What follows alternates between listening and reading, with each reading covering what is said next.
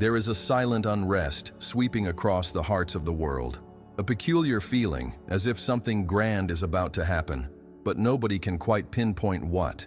This subtle anxiety doesn't come from the outside. It pulses from the deepest layers of the soul. Something within us stirs, as if an ancient memory, forgotten for millennia, is trying to emerge from the shadows of the unconscious.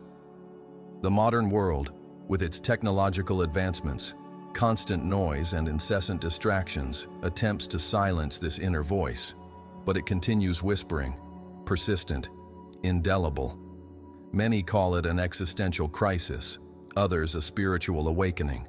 But what is truly happening is the call of the invisible, a silent invitation to remember what we were, what we are, and what we are destined to become.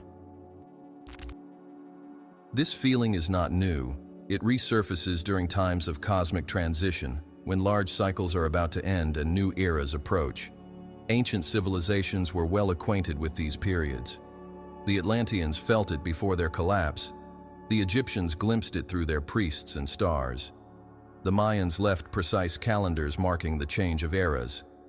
They all pointed to the same point, a transition where humanity stops crawling and begins to rise again as divine. The idea of a throne of light may seem too poetic, symbolic, or mystical, but it was subtly encoded in temples, pyramids, sacred texts, and universal myths. It is more than a metaphor. It's a vibrational structure, a call for the ascension of human consciousness to a new existential level. The signs are everywhere. The Earth groans in its seismic upheavals. The sky changes in its planetary alignments. Human biology presents silent mutations. Science, still skeptical, observes these anomalies with suspicion but can no longer ignore them. Spirituality, on the other hand, already understands that we are on the verge of a quantum leap. Every human being, even unknowingly, is being subtly prepared for something big, a return, a reunion with a forgotten, elevated, powerful version of ourselves. What many traditions have called the cosmic Christ. But this Christ is not a religious figure, nor an external savior. He is a frequency, a vibration, a consciousness that transcends time, form, race, or belief. And it is returning, not from the sky, but from within. But for something to return, it needs to have been forgotten. Humanity has fallen asleep. It has been enveloped by layers of conditioning, fears, and distractions. We stopped looking at the stars as teachers. We lost the connection with the earth as mother. We silenced the whispers of the soul in exchange for the world's noise. The throne of light, which was once accessible, was covered by veils of ignorance and forgetfulness. But even covered, it never disappeared. It's there, at the center of the being, in the inner temple where no doctrine, government, or system can touch. The call many are feeling is the sound of the soul knocking at the throne's door, asking to reign again over its own existence, asking to remember that we are more than flesh and thought. We are incarnate light. This memory of the throne traverses continents and cultures. The Hindus called it Sahasrara, the thousand-petal lotus. The Kabbalists spoke of Kether, the crown of the tree of life.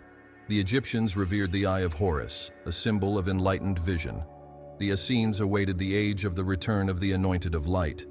And the Mayans predicted the arrival of the non-time, a time outside of time, where humanity would again access its cosmic potential. All of this points to the same destiny, the activation of the dormant divine being. Ascension is not about escaping the world, but about reintegrating the human with the sacred. The throne is a symbol of this, the union between heaven and earth within the being itself.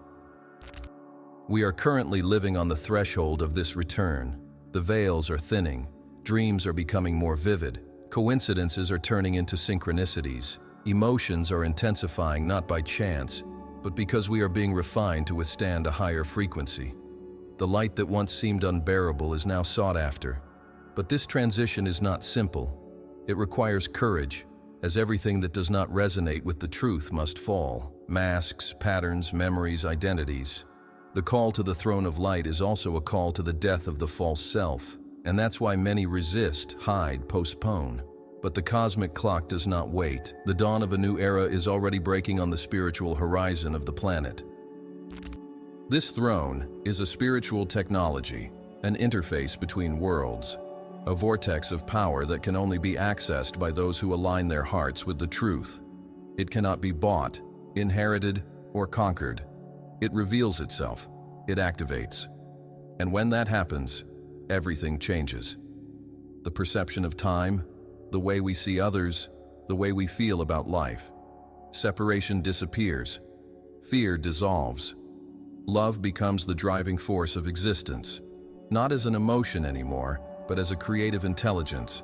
It is at this point that the cosmic Christ emerges, not as someone, but as everyone, a collective consciousness that springs from the union of individual awakenings. But after all, what prevented us from remembering this before? What distanced us so much from this truth?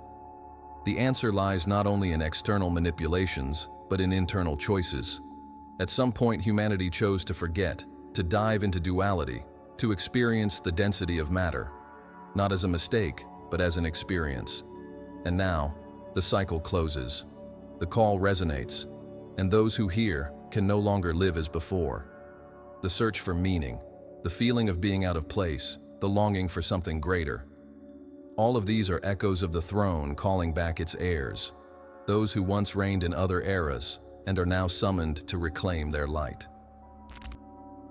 Each symptom of the soul, the longing for something not lived, the inexplicable emotion in the face of a star, the shiver when hearing certain words, are reminders. The throne of light speaks a language that is not of words, but of vibrations. It communicates through symbols, intuitions, visions, dreams. Those who awaken begin to decode these signs. They start to remember what they came here to do. They begin to question the system, the common life, the automatic consumption. They start to feel an uncontrollable need for truth, purpose, and connection. And this is not weakness. It's a sign that the spiritual DNA is reactivating the forgotten codes of the inner divinity. Throughout history, many have heard this call. Prophets, mystics, sages, warriors of light. Many were persecuted, ridiculed, silenced. But the flame never went out.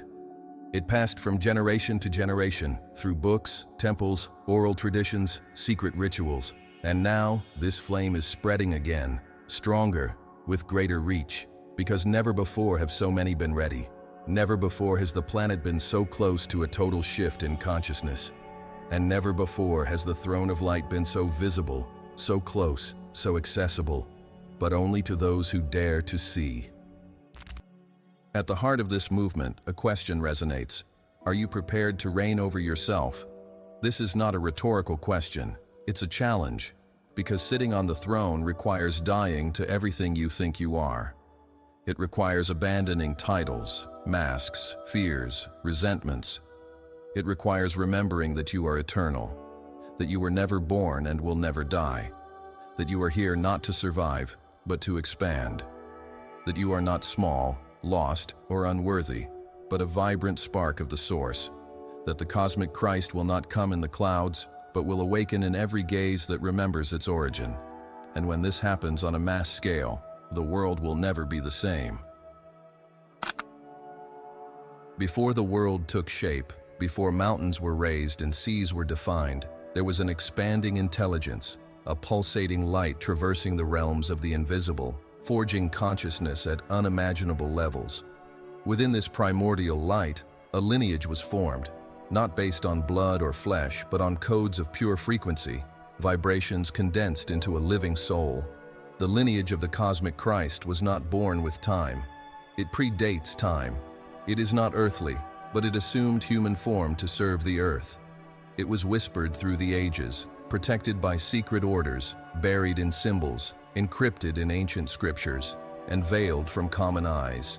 This lineage is an underground river of wisdom flowing behind every genuine awakening, a spiritual inheritance accessible only to those who dare to remember who they are beyond the illusion of form. These beings that belong to the lineage of the cosmic Christ have never ceased to walk among us. They were present in the earliest civilizations, as advisors, healers, teachers, and often as martyrs. They carried an unmistakable inner flame, a gaze that pierced the soul, a silence that spoke more than 1,000 words. Many did not know their origin for sure, but they felt the difference. They felt the separation, Some were rejected, others venerated. But all had a mission: to keep the flame of the throne of light alive, even when the world plunged into darkness. They knew that the return of Christ would not be just an isolated event, but the culmination of a collective process of remembrance, guided by generations and generations of souls incarnated with this hidden purpose. The name Christ has been trivialized, manipulated, institutionalized, but its origin resonates beyond words. Christos, in Greek, means the anointed, but not anointed by human hands, but by cosmic consciousness itself. Christ is not a name, but a state of being, and this state is the destiny of every soul that completes the cycle of ignorance and returns to the light of its essence. The lineage of the cosmic Christ was formed by beings who, on different planets, systems, and dimensions, underwent this process and chose, out of love, to return to transitioning worlds like Earth to keep the memory alive. They are not superior, they are just the first to remember. And with this memory comes the duty to light other torches. Many of these beings have manifested themselves in well-known historical figures: Krishna, Buddha, Yeshua, Akhenaton, Lao Tse, Zoroaster, among others, but also in anonymous individuals, in mothers who loved unconditionally, in healers who were never acknowledged, in warriors of light who sustained entire realities with their silent presence. They did not come to impose, they came to sow. Each of them brought fragments of the original memory, part of the great puzzle of human ascension. Their messages were distorted, their stories manipulated, but the vibration behind their words remains untouched. Those who listen with their heart know, they feel, they recognize. The hidden lineage also went through initiations, not in physical temples, but on planes of consciousness. They were tested by the fire of doubt, the water of emotion, the air of the mind, and the earth of matter. They conquered themselves before guiding others. They bore the weight of oblivion in order to, one day, teach how to remember. They were persecuted by empires, ridiculed by religions, erased from history books. But none of them came to be recognized. They came to serve. Most of this lineage lives among us, right now, in ordinary bodies, with seemingly simple lives, but carrying within them a stellar library, a memory of other civilizations, a direct connection to the throne of light. And now, they are being called to awaken. The White Brotherhood, mentioned by ascended masters, is just a visible facet of this lineage. Long before its institutionalization, the guardians of light, the keepers of the flame, the carriers of the unspoken word already existed. Some came from Sirius, others from Orion, from the Pleiades, from Andromeda, from systems still unknown to human science. But they all vibrate in the same unified field of Christ consciousness. This brotherhood transcends species, dimensions, and forms. It is a living organism, an interdimensional council that operates not with impositions, but with silent love. It observes, waits, guides, without interfering with free will. They know that the return of Christ is an internal event, and that each being needs, by themselves, to want to remember. Yeshua, the one the world knows as Jesus, was a conscious manifestation of this Christic field. But he wasn't the only one, and he never claimed to be. He said others would perform greater works than his. He said the kingdom was within. He said that the Father and he were one. But these words were distorted to keep power in the hands of a few. The truth is, Yeshua was part of a much larger plan, a bridge between worlds, a mirror for humanity to see its own elevated reflection. His blood was not shed to pay for sins, but to symbolize the transmutation of pain into light.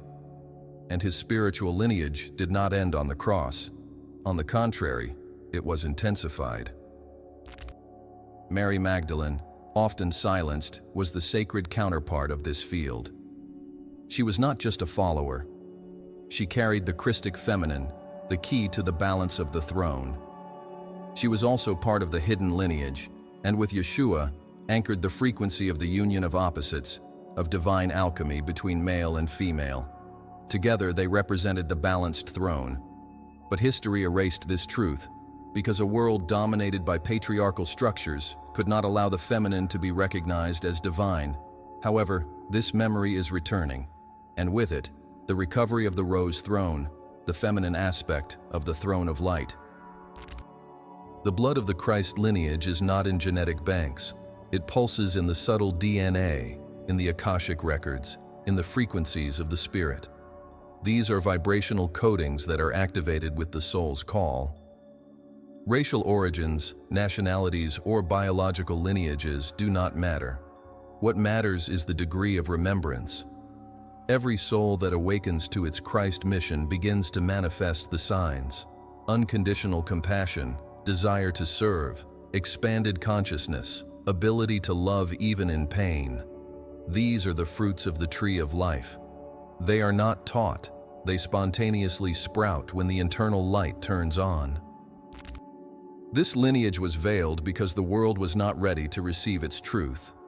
A world based on control, fear, and separation could not allow the emergence of sovereign beings. Therefore, they preferred to turn Christ into a distant, untouchable, unreachable myth. But the truth is, Christ lives within, now, in every purifying glance, in every unconditioned act of love, in every tear that falls out of compassion and not self-pity. The lineage of the cosmic Christ is a living network of awakened souls who, upon recognizing themselves, form a collective field capable of altering the entire planetary reality. This is the time of return. The lineage is awakening, not to create a new religion, but to dissolve all illusions, not to found external temples, but to activate the temple of the heart, not to lead crowds, but to remind everyone that they are leaders of themselves. The return of Christ will not be televised. It will be felt, vibrated, experienced in the intimacy of the self. And when the critical mass awakens, when the vibrational field of the planet reaches the threshold of light, the throne of light will manifest not as an object or figure, but as a collective reality. And at that moment, all prophecies will be fulfilled, not as an end, but as a beginning. The throne of light is not just a mystical symbol or spiritual allegory. It is a living reality, a subtle and complex structure that exists both within the inner plane of being and in the higher fields of cosmic consciousness. It represents the totality of spiritual sovereignty that awaits recognition by each soul in the process of ascension. This is not a physical throne, but a vibrational architecture, a matrix of light that serves as a bridge between the human and the divine. At its core, the throne of light is a portal that, when activated, allows the human being to transcend the boundaries of duality and reconnect with their eternal origin. It is not in the sky or in some hidden temple, but lies dormant at the center of the soul, awaiting conscious remembrance to rise in splendor. The structure of the throne of light is intrinsically linked to sacred geometry. It's no coincidence that ancient civilizations built pyramids, stone circles, and temples based on specific proportions, such as the golden ratio and the flower of life. These geometric shapes are not just aesthetic, they are living encodings that resonate with the energy field of the throne. Each ray of light that makes up this throne vibrates at a frequency corresponding to a quality of divine consciousness: wisdom, love, power, purity, truth, peace, higher will. By aligning with these frequencies, the awakened being begins to internally reconstruct the throne that was veiled to them. This construction is not made of stone, but of choices, intentions, purifications, and conscious activations of the internal vibrational field. Spiritual science teaches that the human body is a sacred replica of the cosmos. In its subtlest structure, it contains the circuits, centers, and chambers necessary for the activation of the throne of light. The pineal gland, the pituitary gland, the thymus, the heart, and the solar plexus are bio-spiritual portals that become keys when activated in harmony. Kundalini, the serpentine energy latent at the base of the spine, when awakened in a balanced manner, ascends through the internal channels, Ida, Pingala, and Sushumna, progressively activating the consciousness centers until it reaches the crown. But the ascent does not stop there. The crown opens like a chalice, a stellar lotus, allowing the light of the throne to be anchored in the physical body. This process, described in various initiatory traditions, is the true meaning of spiritual anointing. The throne of light is also a manifestation of the Christic field in its purest form. When consciousness reaches this field, separation disappears. The being recognizes itself as an inseparable part of the source, not in theory, but in direct experience. In this state, there is no longer room for the ego as ruler. It surrenders, and in its place, the divine spark, the I Am, takes command with love, clarity, and sovereignty. But this state is not permanent without preparation. It needs to be sustained through emotional purity, vibrational integrity, and the anchoring of presence at all levels of the being. That's why so many awakened souls oscillate between light and shadow, because the throne, although lit, is not yet fully integrated. For many, the throne of light initially manifests itself as visions, dreams, deep insights, or altered states of consciousness during meditations. Others feel it as an overwhelming energy, an invisible presence that takes over the body and space. Some access it in near-death experiences, in moments of deep pain or spiritual ecstasy. There is no single path.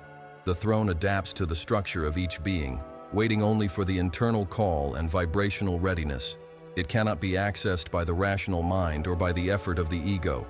It is revealed in the silence of the being, in total surrender, in the absolute trust that the light knows the way. The construction of the throne of light requires the dissolution of internal patterns based on fear, control, and separation. Every repressed emotion, every limiting belief, every carried guilt, all this needs to be acknowledged, transmuted, and released. The throne does not rise on unhealed emotional ruins. It needs a pure, firm, clear foundation. Therefore, the ascension process is often painful. It demands that the being look at their shadows without judgment, accept their humanity without denying their divinity. Every tear shed sincerely, every forgiveness granted, every act of silent compassion are invisible bricks in the building of this inner throne. Beyond the human body, the throne of light also manifests on Earth at specific points. These are the so-called power centers, energy vortices, where the Christic grid of the planet intertwines with the higher planes. Places like Machu Picchu, the pyramids of Egypt, Glastonbury, Uluru, Mount Shasta, and others are external mirrors of this throne. They are not merely tourist spots, but living portals that respond to the vibration of those who approach with purity of heart. Connection with these places can accelerate the activation of the inner throne, but never replaces inner work. The true throne only manifests when the light of the Spirit settles on the altar of the soul. The spiritual architecture of the throne of light is also reflected in esoteric wisdom traditions.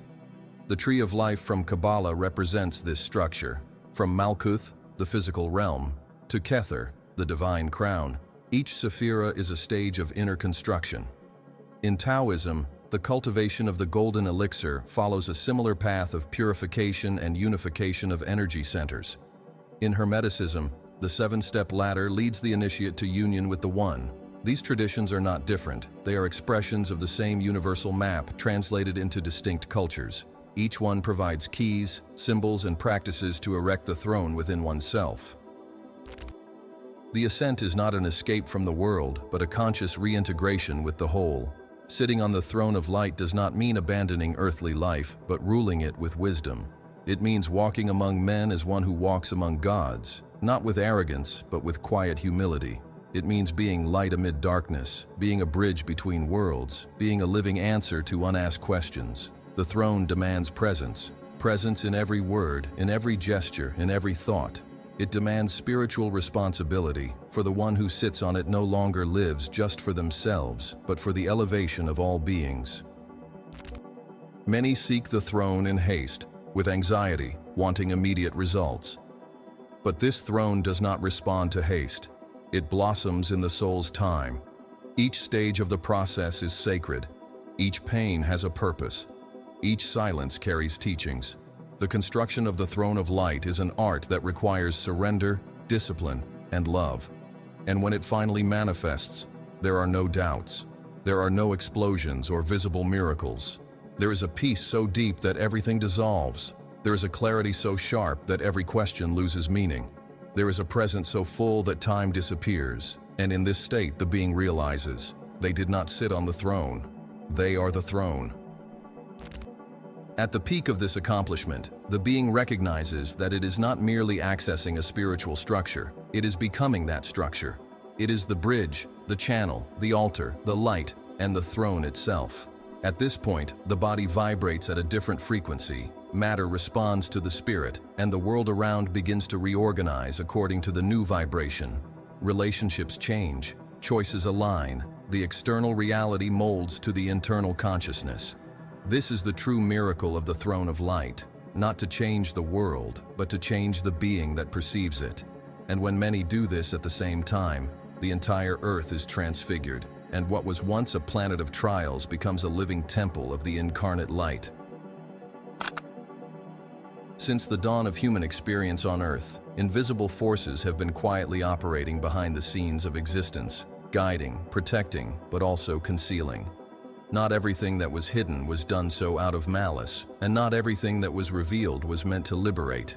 There is a delicate balance between light and shadow that governs the cycles of evolution, and at the center of this balance are the guardians of the veil.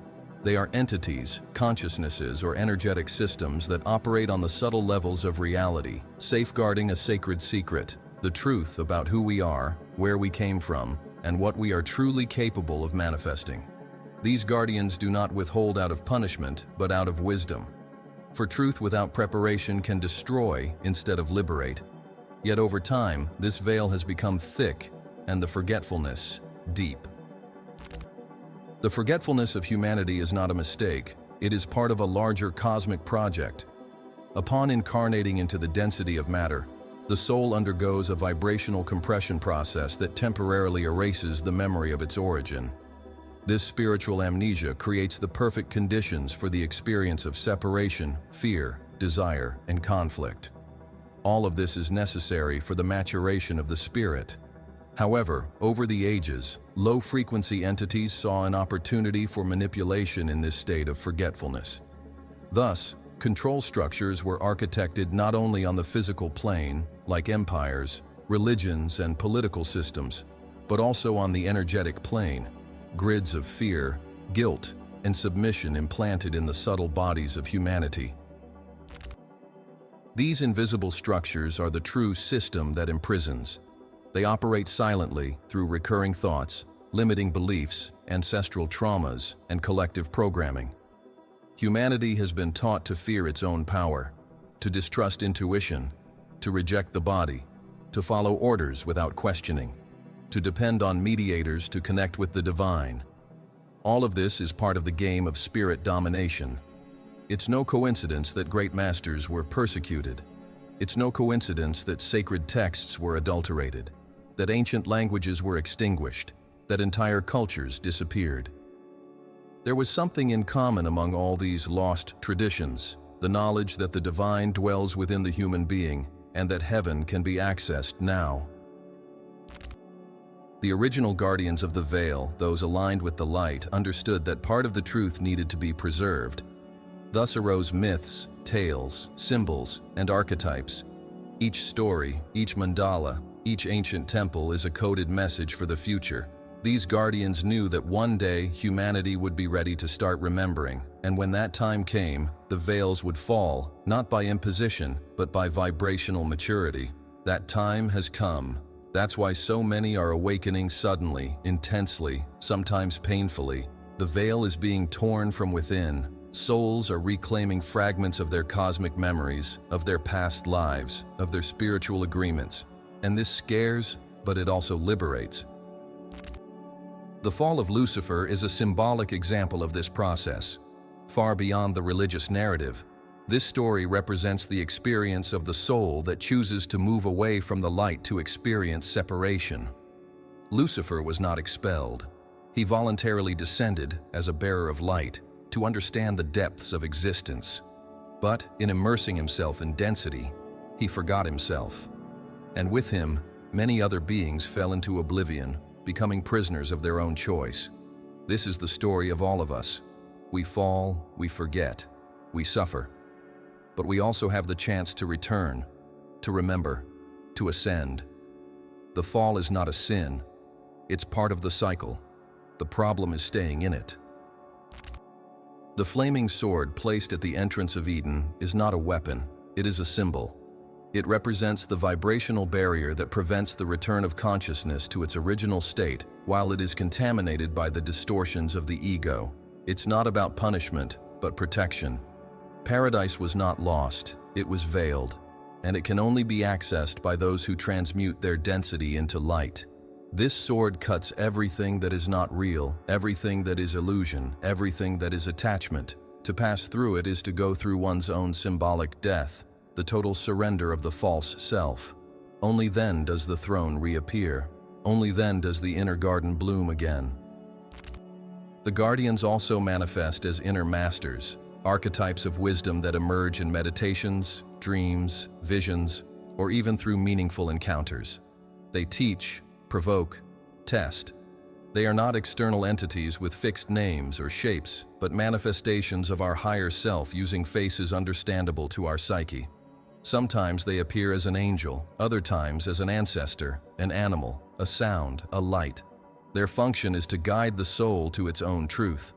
They do not provide answers, but plant questions that open internal portals. Those who learn to listen to these whispers walk more quickly towards awakening. The forgetting of the truth also manifests itself in relationships. We live surrounded by mirrors that reveal what we have not yet accepted in ourselves. Each conflict is a call for integration. Each rejection is an invitation to healing. Each encounter is a chance to remember. The souls that challenge us the most are often those with whom we made the deepest agreements before incarnating. They are our disguised teachers, guardians in human clothing, whose sole mission is to lead us back to the center. To resist them is to remain trapped in the cycle. Welcoming their lessons is to accelerate the journey back to the throne of light.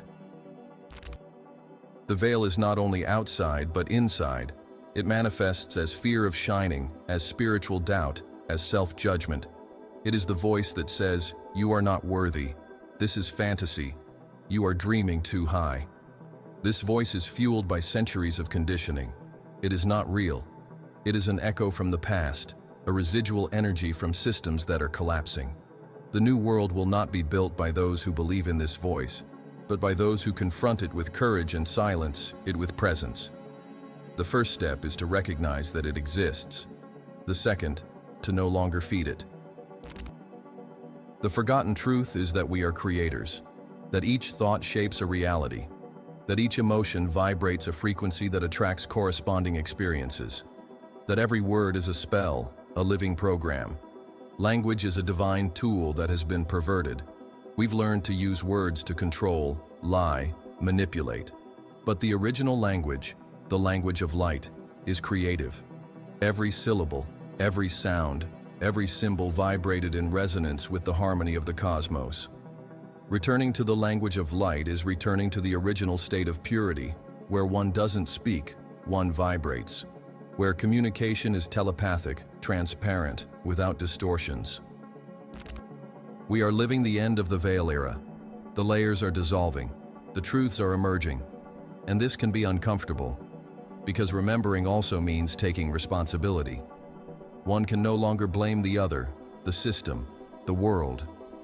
Everything is a reflection. Everything is creation. Everything is choice. This is the turning point. Humanity stands before the flaming sword, ready to cross. But for that, it needs to let go of the weights, the lies, the pacts with mediocrity. It needs to choose truth over convenience. The soul no longer accepts the small fabricated truths. It wants the source. It wants the whole. The throne of light awaits beyond the veil.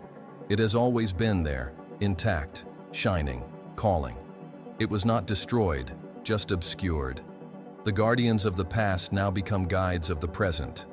The layers of oblivion become steps of ascension, and every awakened soul also becomes a guardian, but not to hide, rather to protect with love the sacred memory that we are light, we are origin, we are throne, we are eternity. The true ascension is not a journey upwards but inwards. There is no physical ladder leading to heaven, nor an external ritual capable of granting enlightenment. The process of ascension is alchemical, profound, intimate, and requires a total commitment to the transmutation of all that is shadow, pain, and fragmentation. The human soul, when plunging into the density of matter, experienced forgetfulness and covered itself with emotional, mental, and energetic layers that temporarily distanced it from its divine origin. Inner alchemy is the path of return, where each transmuted emotion, each purified thought, and each conscious action rebuilds the body of light, a higher vibrational structure that awaits to be reactivated within every human being. The Hermetic tradition spoke of the 7 steps of the great alchemical work: calcination, dissolution, separation, conjunction, fermentation, distillation, and coagulation.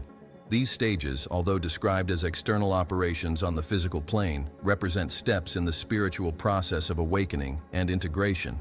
Calcination burns the ego, reducing it to its essence. Dissolution breaks down illusory structures. Separation distinguishes the true from the false. Conjunction unites internal opposites. Fermentation activates the fire of transformation. Distillation purifies vibrational residues. And coagulation is the crystallization of the new being, the embodied inner Christ. This process, when experienced consciously, allows the return of the body of light, an energetic garment that transcends biology, time, and physical limitation. The light body is an original matrix, an energetic structure composed of subtle layers that envelop and interpenetrate the physical body. It is known in various traditions as Merkaba, body of glory, diamond body, solar body, or temple of light. It is not a divine gift that one receives, but a structure that is rebuilt as the being reconnects with its true essence. Throughout dense incarnations, this body was fragmented, weakened, deactivated. Now, it begins to re-emerge as the soul cleanses its distortions and realigns with the vibration of pure love and unconditional truth. The awakening of the light body is the return to the original state of unity, where spirit and matter dance in perfect harmony. This process is highly individual. It does not follow ready-made formulas nor standardized paths. Each soul has its own rhythm, its traumas, its resistances, and its gifts. Inner alchemy requires listening, sensitivity, and constant presence. It involves dark nights of the soul, where everything seems to crumble, where the old dies and the new has not yet been born. It involves losses, deconstructions, and deep detachments. But it also involves glimpses of eternity, states of unconditional love, peace without reason, and transcendental clarity. The return of the light body is not linear, it is spiral. There are advances and setbacks, integrations and lapses, but each true step brings the being closer to its purest and highest version. The light body vibrates at a frequency where duality does not govern. In it, there is no fear, no judgment, no guilt. It is built from radical acceptance, lived truth, and love that gives without demand. It's not about becoming perfect in the eyes of the world, but about becoming true to one's own soul. When this happens, the physical body responds. Cells begin to communicate differently. The nervous system recalibrates. Breathing becomes more conscious. The electromagnetic field expands. Spiritual gifts begin to naturally manifest. Telepathy, inner vision, energy healing, refined intuition. The light body is a direct consequence of coherence between mind, heart, and spirit. To access this body, one must abandon the old model of suffering as identity. Many souls have clung to the roles of victims, martyrs, or saviors, creating a sophisticated emotional prison. True alchemy requires responsibility. It's necessary to acknowledge that everything one has experienced was part of a larger plan, that nothing was in vain, that each wound brought with it a key. Forgiveness in this context is not a favor to others, but a liberation of one's own energetic field. Gratitude becomes the transformative elixir, capable of redefining even the most painful experiences. And compassion reveals itself as the bridge that unites the separated parts of the being, restoring inner unity. The return of the light body is also linked to reconnection with nature. The Earth is not just a physical planet. It is a conscious being, a silent master that offers everything we need to remember who we are. Each element of nature carries a vibrational code that resonates with specific parts of our being. Fire activates the will. Water purifies emotions. Air expands the mind. Earth stabilizes the body. Ether reconnects with the spirit. Living in communion with these elements, listening to the wind, feeling the earth, observing the sky, immersing in waters, is an essential part of the alchemical process. The earth is the sacred laboratory where the great work takes place. Silence is another indispensable ingredient. Not the silence of the mouth, but that of the mind. That inner space where the ego quiets down and the voice of the spirit can be heard. It is in this fertile void that the body of light begins to pulse. It is there that the original spark finds room to expand. Meditating is not escaping from the world, it's preparing the inner ground for the divine to blossom. Each conscious breath is a note in the symphony of reactivation. Each elevated thought is a ray of light that nourishes the subtle structure of the new body. Each act of selfless kindness is a cornerstone in the foundation of this living temple. Nutrition also plays an important role, not as dogma or obsession, but as an act of respect for the body that sustains the soul. Living, natural, vibrant foods carry with them the memory of light. They nourish not only the physical body, but also the subtle bodies. The light body rises based on conscious choices at all levels. What is consumed, what is thought, what is felt, what is spoken. Everything is vibration. Everything is food. Everything is construction. There is no separation between the spiritual and the everyday. Every moment is an opportunity for alchemy. As the light body reestablishes itself, the perception of reality changes. Time becomes malleable. The past ceases to bind. The future ceases to worry. The present expands as the only true reality. The being begins to perceive patterns, synchronicities, hidden messages in events. It begins to live in an inspired way, guided by a higher intelligence that does not come from outside, but from within. This intelligence, the I Am, takes the helm of existence, guiding each step with wisdom. Fear disappears because the soul knows it is on the right path. And even in challenges, there is peace. The return of the body of light is the birth of Christ within us. Not as an external symbol, but as an embodied reality. The being not only speaks of love, it becomes love. It does not just seek the truth, it lives the truth. It does not just ask for peace, it radiates peace. This is the silent revolution that is underway. It will not be shown in the headlines, it will not be hailed by the masses, but it will change the world from within. One by one, those who rebuild their body of light become invisible beacons that illuminate the collective field. They are the new builders of reality, the priests of the inner temple, the bearers of the throne of light that now begins to manifest through flesh. Long before humanity raised its first cities, long before the first words were written on clay tablets or intoned in caves, there was a meticulously designed plan in the higher planes of consciousness. A living vibrational codex embedded in the matrix of the human soul. This codex was not written with ink nor printed on paper, but inscribed in the core of the spiritual essence of each being who agreed to incarnate on Earth in this cosmic cycle. It is known by many names in various traditions, but here we call it the Stellar Codex, a luminous programming from superior star systems designed to be activated at critical moments of planetary evolution, like the one we are living now. This codex is the memory of our mission, the remembrance of our cosmic purpose, the internal map that guides us back to the truth. The Stellar Codex is an informational field of interdimensional origin, containing data, instructions, frequencies, and specific purposes for each incarnated soul. It was implanted in the subtlest layers of the being so that even in a state of deep forgetfulness, there would still be a spark, a drive, an intuition whispering the direction of the path. The so-called starseed souls or starseeds carry more activated portions of this codex. They are not here by chance or karma, but by choice. They came as emissaries of light, as catalysts for collective awakening, as bearers of sacred information that, when activated, alters the vibrational field of the planet. Each one carries a fragment of the larger plane, and by recognizing and aligning themselves, they form a living network of expanded consciousness that supports the emergence of the new Earth. This new Earth is not a new planet, nor an escape from the current reality. It's a frequency, a new layer of existence that coexists with the old one, but vibrates at a higher octave.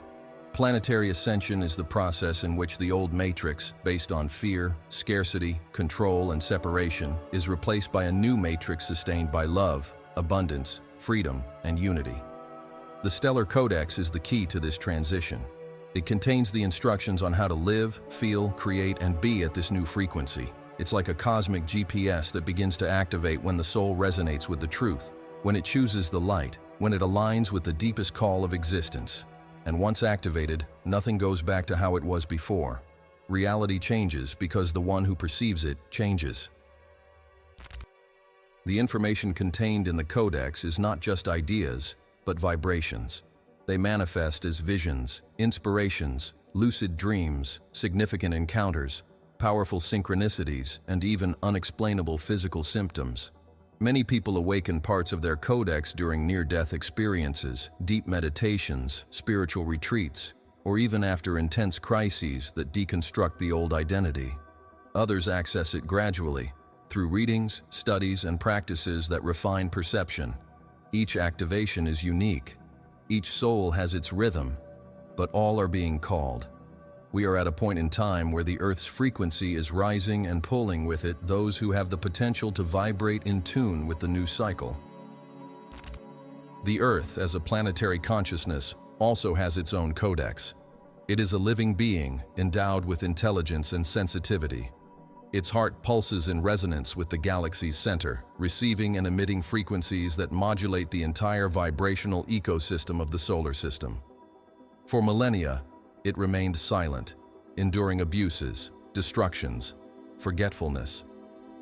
But now, it begins to emit a new call, a higher electromagnetic field, a vibration of healing, regeneration, and ascension. Those who feel a deep love for nature, an inexplicable call to the stars, and a discomfort with the current structures of society are usually hearing this call. The Earth's codex begins to synchronize with the star codices, activating a bridge between dimensions, unifying heaven and earth within the awakened human being. Within this plan, there are references to specific groups of souls, such as the 144,000 mentioned in ancient texts. This figure is not literal, but symbolic. It represents the critical mass of awakened consciousness needed to permanently alter the vibrational field of the planet.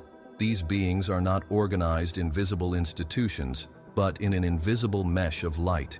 They recognize each other by their gaze, by their vibration, by their mission. They do not seek fame, they do not care about titles, but they live intensely the call of their soul. Each of their actions, even silent ones, has a gigantic impact on the collective field. They are transmitters of the new reality, anchors of the Christic frequency, living bridges between worlds, and the most surprising thing, they are not special in the hierarchical sense. They are just the first to remember. The activation of the Stellar Codex does not require complex rituals or external initiations. It occurs through the opening of the heart, the sincerity of purpose, and the willingness to serve the greater plan. The more the being purifies itself from limiting beliefs, fears, and inherited patterns, the more space there is for the Codex to reveal itself. This revelation does not come as a manual, but as an inner certainty, a compass pointing to the north of the soul.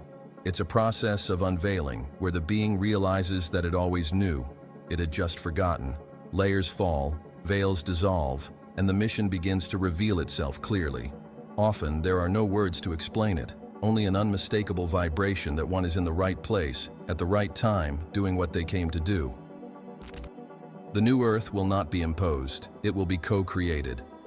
Every lofty thought, every gesture of compassion, every choice aligned with the truth, is a brick in this new reality. The Star Codex provides the instructions, but the construction is collective. There are no external saviors. There are no absolute leaders. There are awakened beings uniting in consciousness to manifest heaven on earth. This manifestation doesn't occur through force, but through resonance.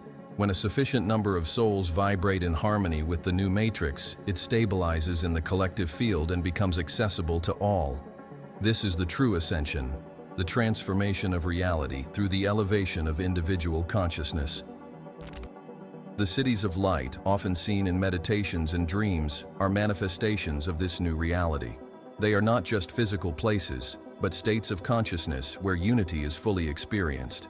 They are spiritual communities anchored in higher dimensions that are beginning to connect with physical reality through energetic portals. Some of these places are already being prepared. Others still exist only on subtle planes. But all are part of the same plan, to offer a new way of living, of relating, of creating. A way based on abundance, freedom, mutual respect, and direct connection with the divine. Not as a utopia, but as a natural consequence of collective awakening. The New Earth plan is, above all, a choice. It will not be forced, nor will it be for everyone at the same time. There will be resistance. There will be those who choose to continue vibrating in fear, in separation, in domination, and this is also part of the process. Ascension is not exclusive, but respects free will. Each soul has its time, its cycle, its learning curve. The important thing is to know that the door is open, that the bridge is being built, that the signs are everywhere. And those who feel the call are not alone. There is a living network of awakened consciousness, a silent army of light, working in unison to anchor the new. When we say that we are the return we hope for, it's not a metaphor, it's literal. Each soul that remembers its origin, activates its codex, transforms its life, and inspires others to do the same, is the return of the cosmic Christ in manifestation. He will not come in the clouds, nor with trumpets, but in the calm gaze of an awakened being, in the word that heals, in the silence that welcomes, in the presence that transforms. The throne of light is not in a distant place. It is being rebuilt in every heart that chooses to love, even when everything around invites hatred. This is the true miracle, and it has already begun. In the silence of creation, before light took form, there was an invisible, generative, encompassing, absolute principle. This principle, often overlooked by patriarchal doctrines and earthly power structures, is the sacred feminine. Not a woman, not a gender, but the vibrational matrix that supports the visible and invisible universe. She is the source in her gestational face, the earth in her welcoming form, the water in her dance of adaptation, the moon in her rhythm of cyclical wisdom. The sacred feminine is the intelligence of the cosmic womb, where everything is born, everything transforms, and everything returns. She is not a modern idea nor an esoteric symbol.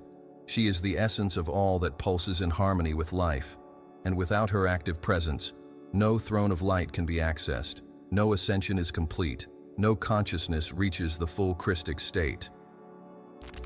For millennia, the feminine has been banished from spiritual structures, relegated to a supportive, submissive, invisible role.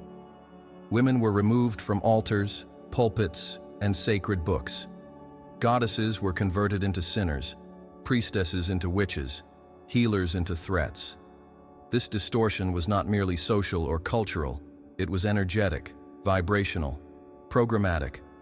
By eliminating the sacred feminine, the world fell ill. An unbalanced spirituality was created, based on forced ascension, emotional repression, hierarchical domination, and severance from the earth. The consequence was a disconnection from the body, from nature, from deep feeling, from the love that flows without condition. The throne of the rose, a vibrational manifestation of the sacred feminine, was veiled, but it still pulses in the mysteries of the soul, waiting to be remembered and restored. This throne of the rose is not symbolic. It is a frequency field, a spiritual power center that exists both within the female body and the male one. It represents the core where love manifests as wisdom, where feeling becomes oracle, where silence reveals more than 1,000 words. It is the throne of the awakened heart, not just as an emotional center, but as an interdimensional portal.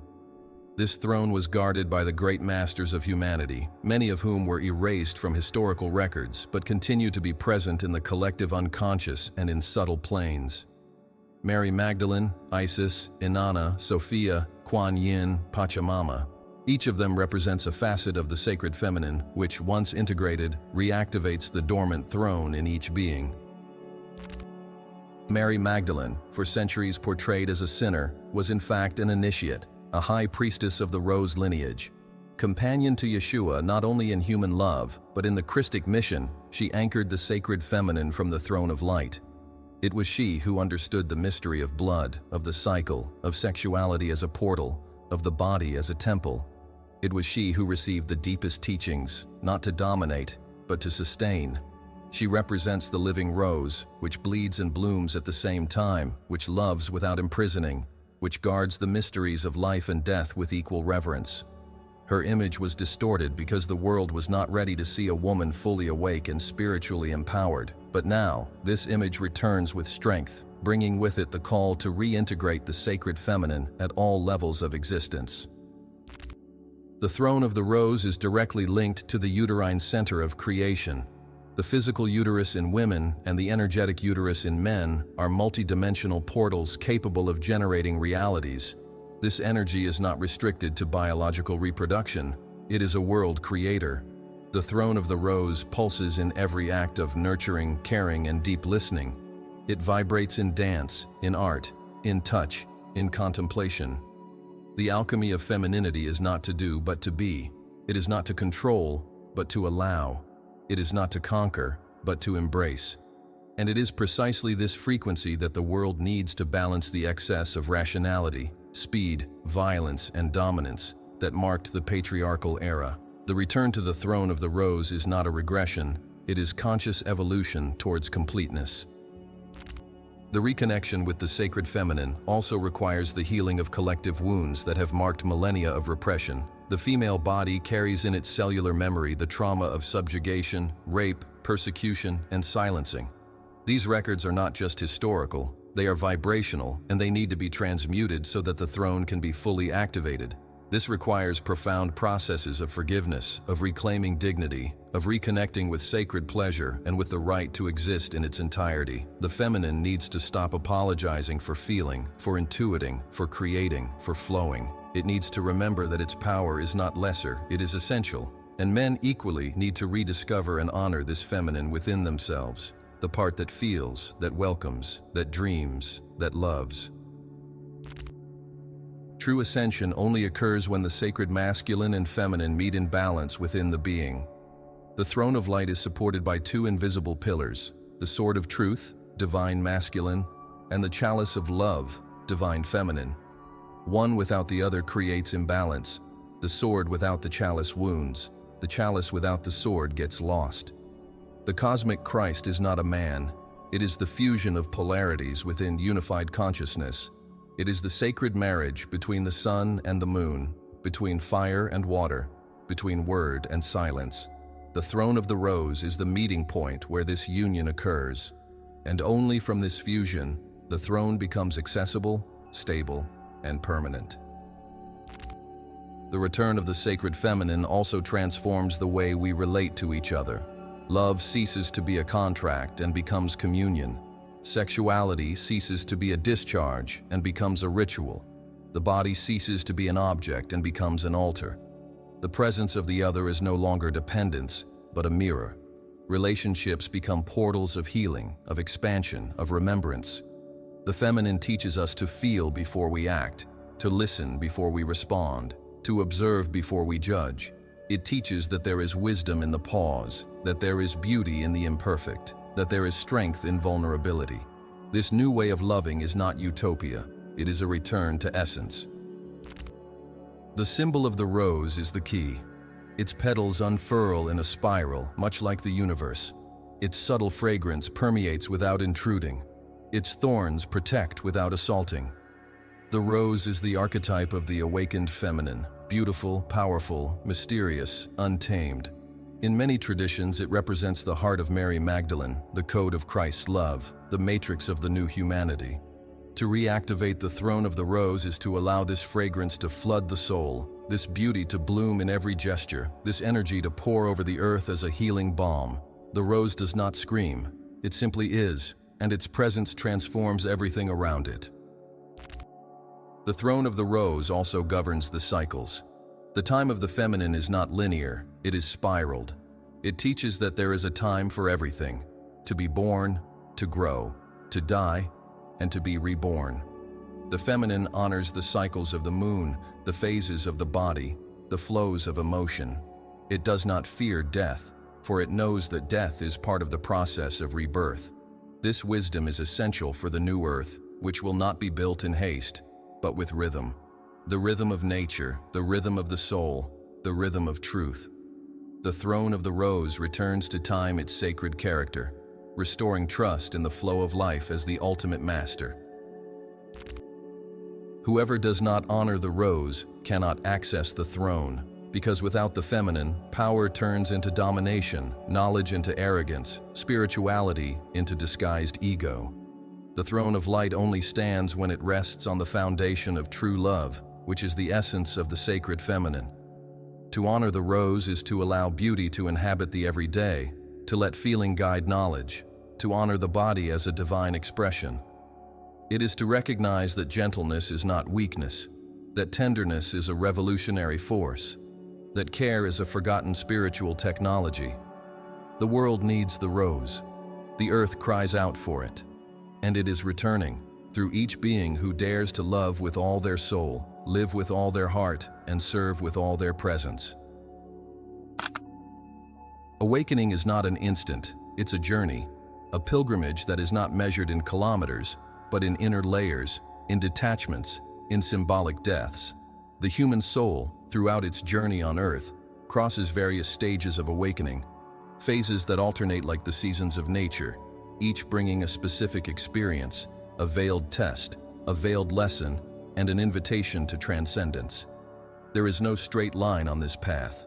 Each stage requires courage, faith, surrender, and a sincere willingness to die to what no longer serves, to what no longer vibrates in the truth of the new frequency that the soul is beginning to access.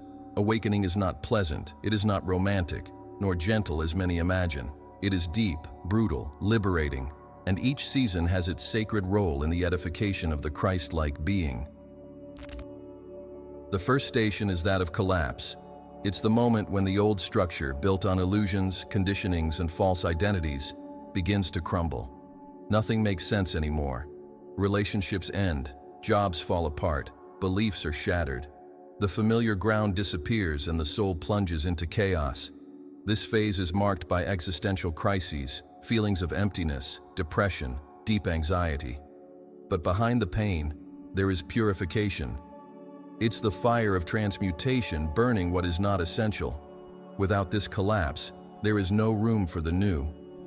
The ego resists, tries to maintain control, but the process is inevitable.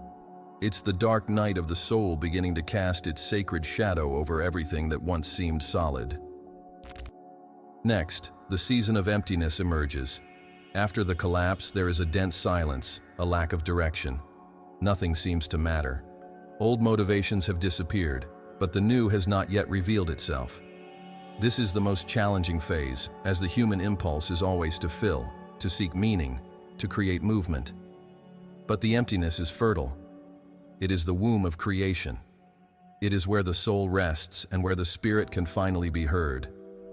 Those who manage to stay in this space without running away, without getting distracted, without trying to skip stages, discover the strength of silence, the wisdom of not knowing, the power of the now. It is there that the old truly dies and the new begins to be conceived. It is the portal of rebirth beginning to open. The third station is that of revelation. Gradually, after the period of silence, the soul begins to pick up signals. Synchronicities increase, intuitions intensify. The inner world aligns with the external in a mysterious way. The veil of forgetfulness begins to dissolve. The being starts to recognize parts of itself that have always been there, but were dormant. Spiritual gifts begin to emerge. Sensitivity increases. There is a reconnection with the body, with the earth, with dreams.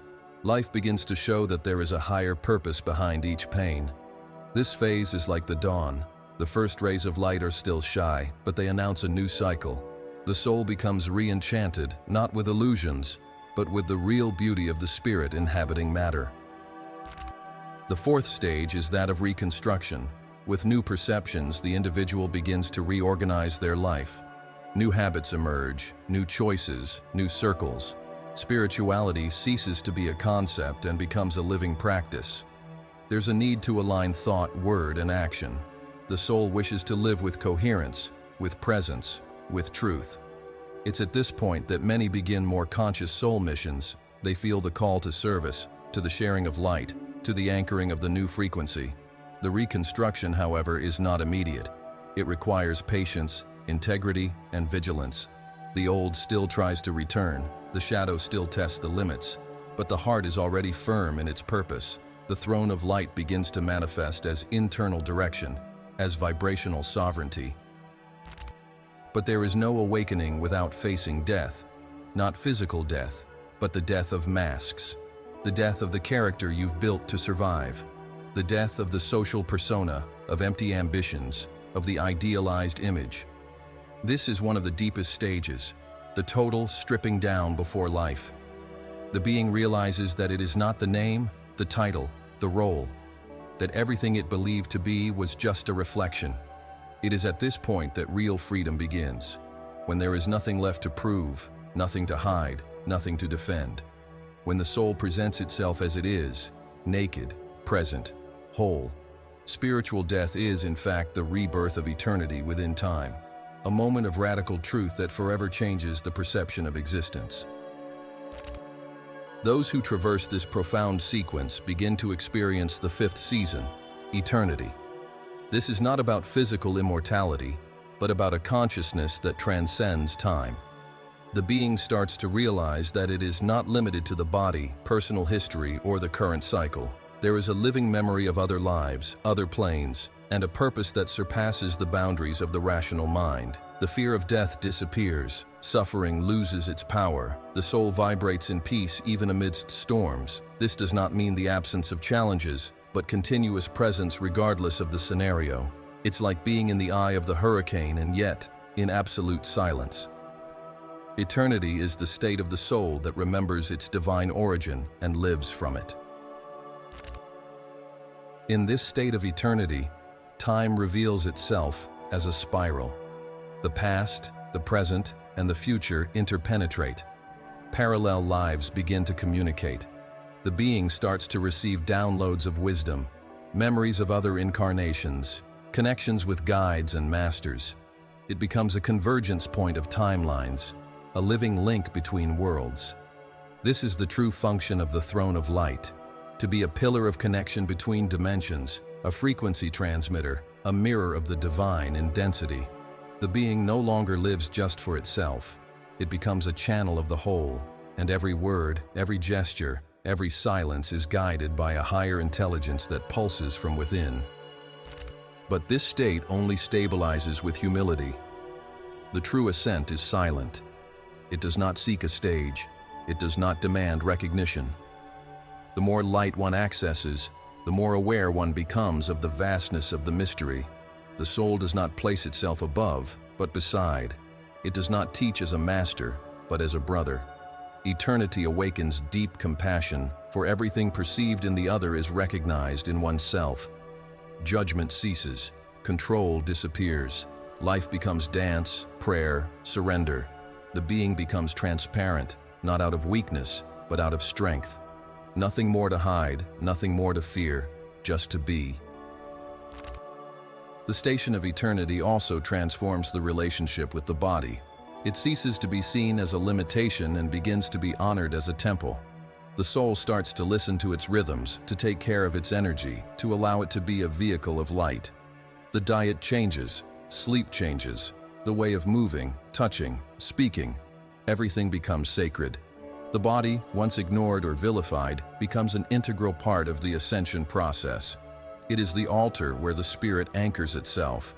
And when the body and soul dance together, the body of light manifests itself with even greater intensity, making the being a living presence of the new earth. Finally, the season of service arrives. After so many deaths and rebirths, The being understands that its existence is not for itself alone. It lives for the whole. To serve the light, to anchor the truth, to remind others of who they are. This service does not require a title, a position, an institution.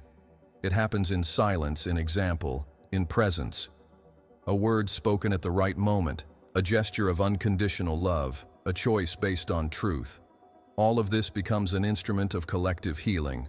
The throne of light is not a throne of dominion, but of service. And whoever sits on it does so to offer, never to demand, to inspire, never to manipulate, to guide, never to control. Each awakening season is necessary, each phase brings a gift, each death clears space for more life. Eternity is not a destination, it's a state of being. An inner space where time disappears and love becomes the only reality. The cosmic Christ is not someone who will come in the future. It is the being that emerges in each soul that navigates these seasons with courage, with truth, and with love. And when many do this at the same time, the new earth will not be a promise.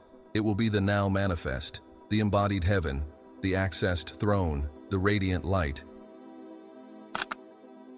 After crossing the stations of death and rebirth, after traversing the veil of forgetfulness and restoring cosmic memory through inner alchemy and reconnection with the sacred feminine, the finally awakened soul approaches its spiritual apex, the coronation of the spirit. This is not a symbolic event, nor an achievement celebrated with external fanfare. It is a sacred moment, intimate, invisible to common eyes, but of cosmic repercussion in the vibrational universe. To sit on the throne of light is to assume inner sovereignty. It is to recognize oneself as a living extension of the source. It is to stop seeking outside what has always existed within. It is understanding that the journey was never about becoming something, but about remembering what one has always been. This is the moment when the I Am fully anchors itself in the body, mind, and heart, reigning with absolute balance over existence. The coronation of the spirit is the point where all polarities dissolve, where all fragmented parts of the soul unite into a single field of consciousness. There is no more internal struggle, no division between right and wrong, between light and shadow, between matter and spirit. There is only presence, wholeness, absolute clarity.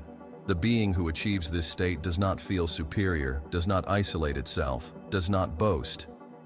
On the contrary, it deeply understands that true spiritual royalty manifests in the humility to serve, in the wisdom to be silent, in the maturity to observe without reacting, in the compassion to embrace without judgment.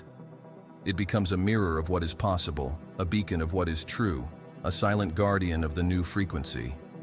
Its simple presence transforms the field around it, not by intention, but by resonance. But reaching this throne requires overcoming one final obstacle: false humility. For a long time, spirituality was taught as renunciation, as denial of the self, as constant sacrifice. Many carry in their psyche the belief that assuming spiritual power is pride, is ego, is deviation. This is a trap set by forces that have always feared human awakening. True humility is not diminishment, it is authenticity. It is recognizing the divine within oneself without comparison, without feeling greater or lesser. It is knowing who you are, where you came from, and what you came to do, with serenity and firmness. The throne is not occupied by those who deem themselves unworthy, but by those who understand that dignity is an innate right of the awakened soul. It takes courage to assume the light. The shadow always hides, but the light exposes itself. And this exposure requires responsibility, awareness, and love. Being crowned by the Spirit does not impose. It leads by example. It does not control, but inspires. It does not manipulate, but reveals. It understood that every attempt at domination comes from fear, and that all fear is born from separation. It lives in unity. It knows that the other is an extension of itself, that to hurt is to hurt oneself, that to judge is to blind oneself, that to serve is to expand oneself. It is the living presence of the cosmic Christ, not as a title, but as a state of being. It no longer depends on systems, doctrines, or validations. Its connection is direct, continuous, clear. It hears the source in silence, sees the invisible in the eyes of those it meets, perceives the eternal in the smallest actions of everyday life. Its throne is not in a palace, but in the now. It is not made of gold, but of consciousness. It is not elevated, but present in everything. This coronation also brings the revelation that reality is moldable. The awakened being understands that the word is code, that intention is architecture, that vibration is a world builder. They speak with responsibility, think with clarity, and feel with depth. They no longer live on autopilot. Each gesture is conscious. Each choice is sacred. Each breath is a pact with the present. They understand that they are on a constant mission, even when they are not doing anything.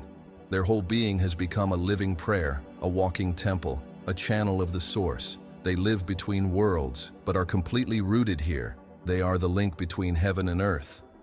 The throne of light is now their stable center. They no longer seek the throne. They are the throne. In this state, spiritual gifts stabilize. Telepathy becomes natural. Reading energy fields is instantaneous. Intuition is direct.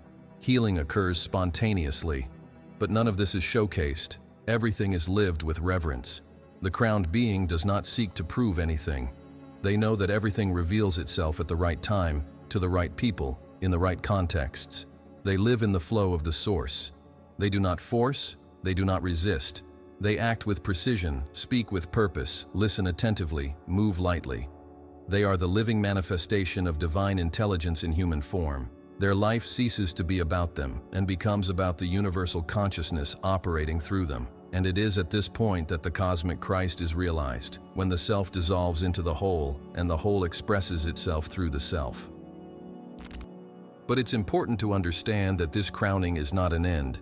It's a new beginning, a new cycle within the infinite spiral of evolution. Consciousness never stops expanding. The throne of light is not the final stage, but the foundation for the next level. The being now crowned takes on the mission of helping others get there, not through doctrines, but through presence, no longer as a seeker, but as a point of support, as an anchor of higher reality. He becomes a guardian of the collective field, silently sustaining the vibration of the new earth. He understands that each human being, upon remembering who they are, automatically accesses their own throne, and his function now is to remind others, with love and patience, of this truth. This coronation is also a surrender. There is no longer resistance to what is. The ego's will yields to the will of the source, but this will is not imposition, it is fluidity.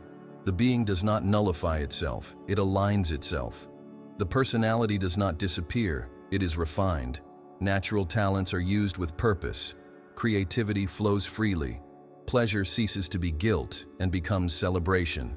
The body is honored as an extension of consciousness. Life is lived as art, as dance, as sacred expression.